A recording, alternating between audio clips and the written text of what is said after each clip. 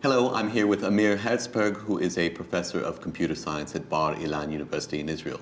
Amir, thank you for being with us today. Thank you for inviting me. And shalom. I remember reading a presentation of yours not too long ago, although you did it in 2011.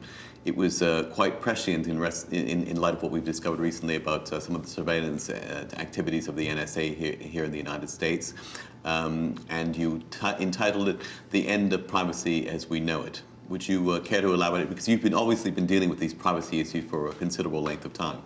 Yes, privacy is, in my opinion, very important, both for individuals and for society at large. I have two major concerns with privacy. Two of them are very large problems. One of them is with commercial companies which are collecting huge amounts of private information in a legitimate way, that is with users' consent. I'm not talking about, of course, companies which are doing it without consent. I'm talking about companies doing it with consent. Google, with their Gmail service, for instance, which is collecting a lot of email information of individuals and using it in a way which is known to the users to improve its products and targeting advertisements and so on. Although, to be clear, they don't actually get the approval of the consumer itself. They just collate that information as the person who uses their services uses their services. There's no attempt for Google to say, we want to use the data we've collected on you for, X, Y, and Z purposes. Actually, if you read the agreement, the user agreement, they do say that we are entitled to use your service for marketing purposes and so on. So we should read the fine print. Which, by the way, is another area that I find very interesting. I've even been doing some research on what people are understanding when they interact with software, really. And yes, people do not read the fine print. I confess, I'm guilty. No, everybody, and there are good reasons for that, definitely. So, but even if people do read the fine print, I think that most of the consumers will actually feel okay sharing their information with these companies because they're getting a freebies back. They're getting actually services which could be very valuable back. Mm-hmm.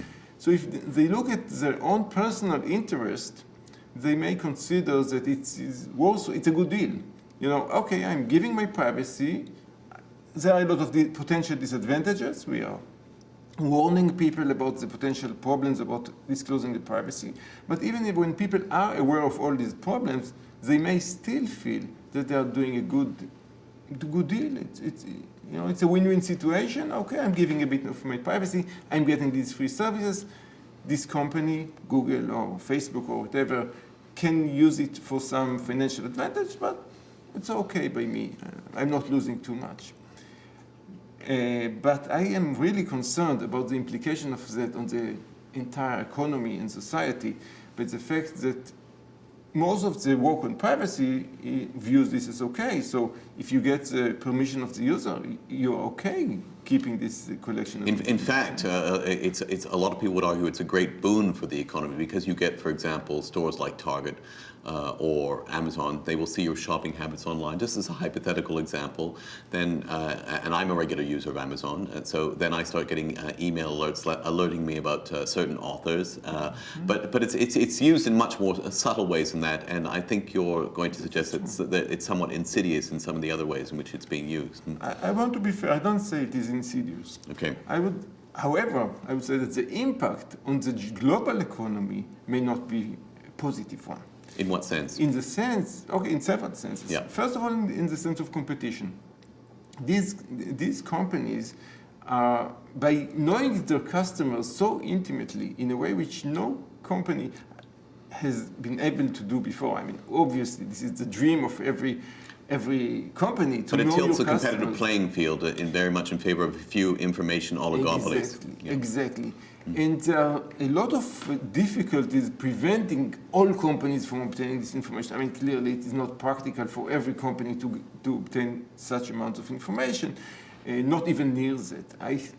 I think that the obstacles to collecting such information will make it they will only have quite a few companies, maybe 10, maybe 15, maybe 20, that will have this huge collection of personal information. And these companies are going to fight each other, but they are going to become the ultimate intermediaries, ultimate resellers. And you know that most of the money in commerce is actually staying with the resellers, right? I mean, they're making most of the profit. Especially when you have such huge resellers that will also have, from the information they get from the users, without users even being aware of this, they will be able to compare products. They will be able to identify trends in advance. This is giving them a huge advantage over competitors. And this is also especially problematic when you consider the fact that the market is a global market. Mm-hmm. These companies are, of course, multinational companies. Their ability to get this income is based on inputs they get globally. But where do they pay taxes?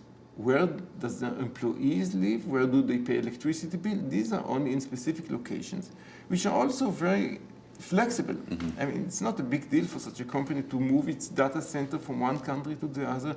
They may do it even for just energy considerations and so on. Or they may do it for tax and for taxes, yeah. Absolutely. I mean, there was an article on Apple as a perfect illustration of that recently. And it's no fault to Apple. I mean, they are taking advantage of a series of incentives which allows them to minimize, say, their tax charges, but it's a product of the environment that you've described here. Absolutely. And in fact, one could say that all these companies, Apple, etc., they have to do it in the sense of a company is obliged to the stockholders. They have to maximize revenues.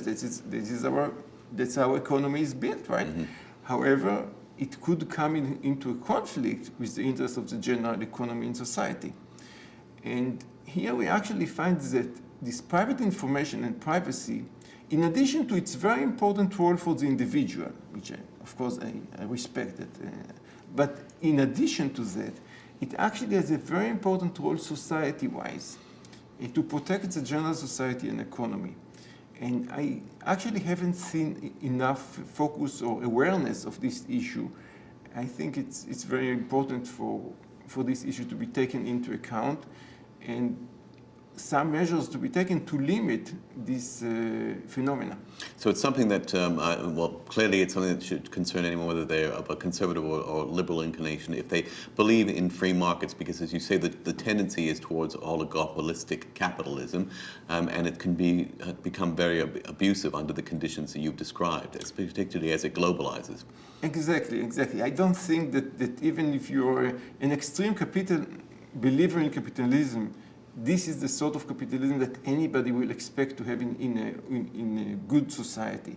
I mean, even if you're extreme capitalist, you believe in free markets, right? So this in competition, and this is not a scenario of free markets and competition. And what would you say is the proper response to that? How do we cope with the problem you described? Frankly, I think it's a complicated problem, and I'm not sure I can say what is the exact solution. It clearly has to do with some sort of restrictions on collection and use of information, even when people do give their consent. I think that clearly has to do with that. Maybe there will be also some taxation ideas, but I think it must be some sort of regulations, and it is very complex because the problem is international.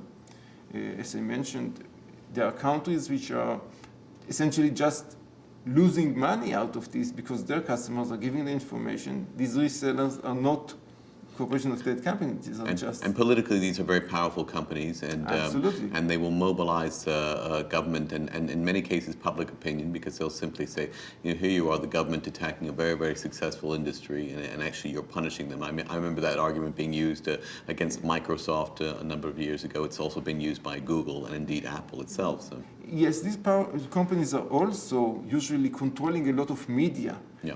And in fact, they are, of course, in a very good position to be providers of information and entertainment services. So they have a lot of possibility to influence public opinion, definitely. I must say that I think they are so powerful that my hope, and really, is just that the people in these companies may actually consider the global interest and the good and not use all of their power to prevent this. one may say this is a naive hope. It reminds me a little bit of that film that was done in '76, Network. I mean, and that famous speech by Ned Beatty. I mean, the company names were different, but it describes the situation very much as you've outlined here. So, Yeah. Now, you've only mentioned the private sector problems that come from that, but obviously there, with the revelations that we've had about the NSA over the last year and a half, the Snowden revelations, this extends well beyond just an economic problem. It's a major political and social problem. Yes, you mean collection of information by government and so on. Yes, but actually here my concern is a bit different with government. My concern is about offensive cyber warfare in general, not just the collection of private information. It is part of that, but in general, the approach of offensive cyber warfare. And this is something I've been crying about before Snowden, and I've been saying that it was already well known that the United States and other countries are investing heavily in offensive cyber warfare, clearly much more than they invest in defenses against cyber terrorism and cyber attacks. And what does that form take in terms of offensive cyber warfare? Well, hacking is obviously one possibility, industrial espionage. Industrial espionage is the usage of cyber terrorism, of cyber offensive. So that's one of the usage of it. But my problem is about the cyber is a kind of a weapon. And I think that this is a very problematic weapon. So there are some parts of cyber warfare, essentially denial of service attacks, which maybe they are not that terrible because these are usage of classical power. You have a lot of computing power, networking power, and then you could use it to do denial of service attacks. I'm not so much concerned about governments, using these techniques or getting ready to use these techniques, developing the necessary machinery. What I'm concerned more is the more cyber warfare which involves malware, which involves getting control of a huge number of accounts over the world, getting control over hardware and software. And this kind of cyber warfare, offensive cyber warfare, is like a plague. And if every country in the world will start doing it, and which is exactly what is happening, especially now after the Snowden revolution, after everybody knows what the United States is doing. All of the countries in the world now are trying to develop these offensive capabilities. This is a huge mistake for humanity, really, and certainly for the West, because when you have these sort of weapons, I believe that the Western countries will still have some inhibitions about its usage, whereas some other countries, some terrorist organizations and so on, may not have any of these inhibitions and may use it in terrible ways. And the concern, of course, is that you don't have, it's not comparable, or you can't have anything equivalent to say a nuclear non-proliferation treaty. I think that's what should be done, exactly. Exactly, there should be, there are some obvious things that should be done, like at least agreement that we don't develop, machineries or software to take control over power plants, for instance. I mean, why would you want countries to use such mechanisms in war? Even in regular war, we don't want people to bomb power plants, right? This is against international conventions. So why wouldn't we have at least some basic understanding? I think there's a lot of understanding that could be reached and should be reached. And the fact that the United States has done so much will be very bad and will make it very difficult to reach any agreement, because everybody will be now looking at, of course, the United States should have been leading this, right? I mean, obviously. And now it will be much more difficult for them to do this.